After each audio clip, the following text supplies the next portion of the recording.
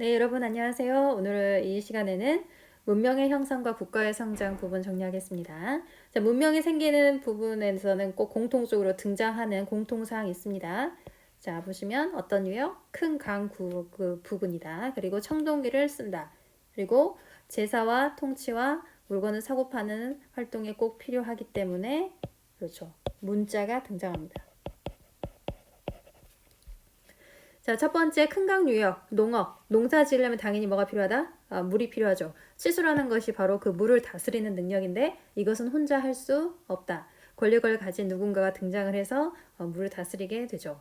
그리고 청동무기가 등장하면서 주변 지역을 땅을 넓혀가서 정복하는 전쟁, 정복 전쟁이 활발해지고 그러면서 지배를 받는 계층과 정복을 당한 계층, 즉 너와 나는 달라. 우리는 계급 차이가 생기게 되는 것이죠. 계급의 분화.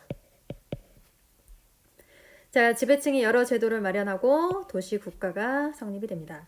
자, 문자, 제사, 통치, 물건을 사고 파는 상업 활동에 문자가 쓰이게 되죠. 이렇게 해서 등장하는 게 세계 문명. 자, 첫 번째 문명이라고 하는 게 바로 여기 들어가는 메소포타미아 문명이죠. 티그리스강, 요프라테스강 교과서에 다 나와 있죠. 자, 가장 먼저 등장했던 이 문명은 지형적인 특징이 매우 개방적이다. 개방적이다, 즉 뻥 뚫려 있다. 전쟁을 많이 합니다. 땅은 비옥하고 얻을 것은 많고 이 땅을 탐내는 다른 민족도 많기 때문에 전쟁을 많이 하죠. 유명한 왕이 있습니다. 무슨 왕? 그렇죠. 함무라비 왕. 자, 결국은 누구한테 망하냐? 청동기보다 더 강하고 센 전쟁에서 유리한 철기를 사용했던 히타이트. 히타이트에게 멸망을 당하게 되죠. 자, 나머지 중요한 특징 볼게요. 60진법, 태음력, 수레, 그리고 쐐기문자.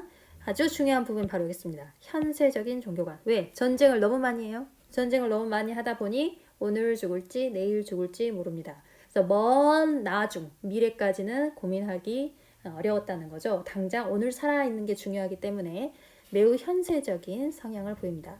법전 유명합니다. 어떤 왕의? 그렇죠. 이 사람이죠. 함무라비. 함무라비 법전 아주 중요하고요. 소위 말하는 눈에는 눈, 그렇죠. 이에는 이. 우리가 흔히 그렇게 이야기하잖아요. 그런데 여러분 교과서에 봐서 알겠지만 모든 사람에게 똑같이 적용되는 건 아니라고 했습니다. 신분에 따라서 다르다고 했습니다. 즉 여기에서는 신분에 따른 차별을 볼 수가 있습니다. 그리고 교과서에 나와 있는 중요한 자료 중에 하나죠. 바로 지구라트. 신전이 남아 있습니다. 그리고 여러분 유명한 나일강 유역에 있는 이집트. 자, 이 지역의 특징. 사막과 바다로 둘러싸여 있어서 꽉 막혀 있어요. 폐쇄적입니다.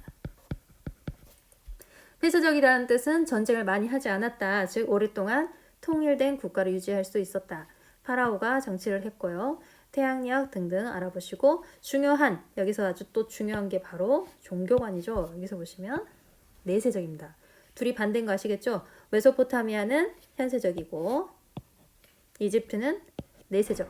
내세적이라는 뜻은 앞으로 올래, 온다는 뜻이죠. 앞으로 오는 세상, 죽고 나서 오는 세상이 어떨까라고 이제 생각하는 게 내세적인 종교관입니다.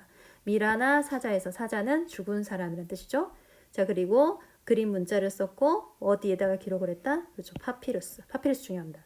파피루스는 지금 현재 영어의 종이, 바로 페이퍼의 기원이 되는 단어이죠.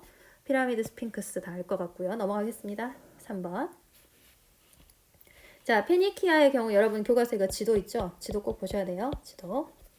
기원전 1200년경에 지중해 동부 해안에 건국이 됐고 특이하게도 무역으로 돈을 벌면서 주변 국가에 식민지를 건설합니다. 여기서 가장 중요한 건 바로 문자인데요. 이 문자 뭐였어요? 그죠? 표음. 음을 표현한다라고 했습니다. 현재 알파벳에 시작이 되는 게 바로 이 표음 문자입니다.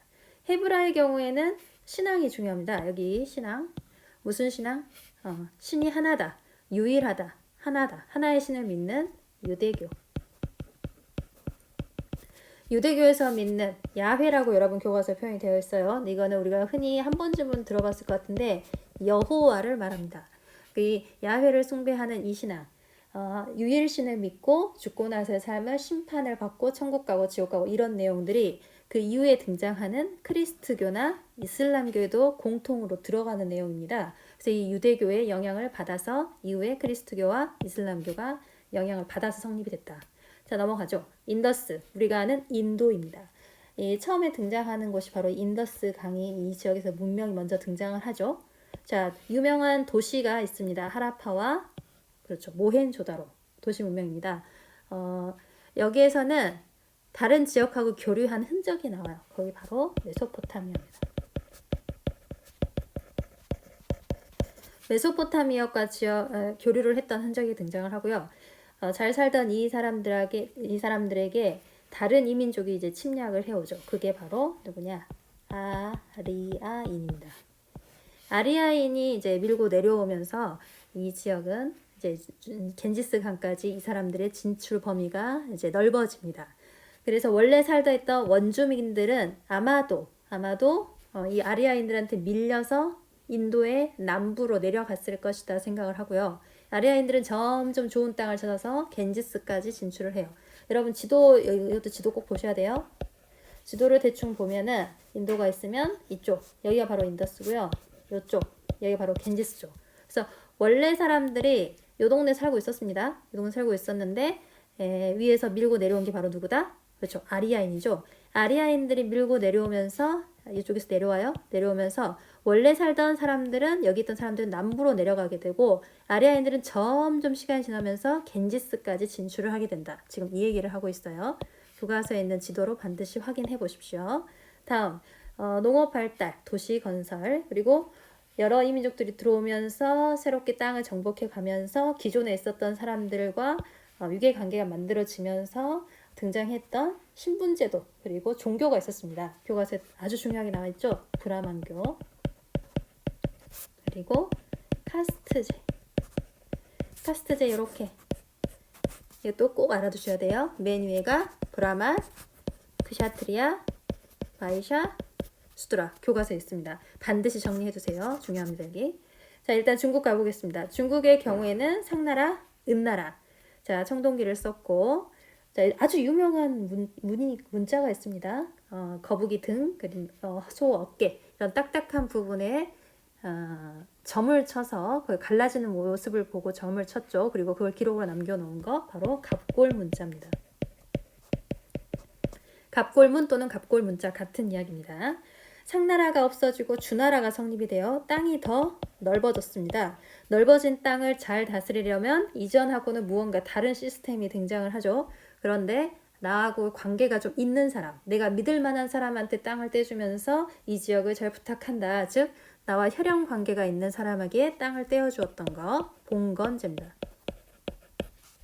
봉건제가 실시가 되고 이후에는 위에서 내려오는 유목민족이라는 것은 목축, 즉 동물을 키우면서 돌아다니는 민족을 말하죠. 유목민족이었던 견융족이라는 사람들이 있어요. 그 사람들의 침략을 받아서 도읍을 옮겨가게 됩니다. 천도라는 게 바로 도읍을 옮긴다라는 뜻이고요. 나긋 또는 낙양이라고도 하는데 이 지역으로 옮겨가게 돼요. 그러면 이 옮겨가는 이 시기부터는 우리가 춘추 전국시대라고 합니다. 춘추 전국시대부터는 세계사 시간에 배우도록 하겠습니다. 여러분 오늘 너무 고생했습니다.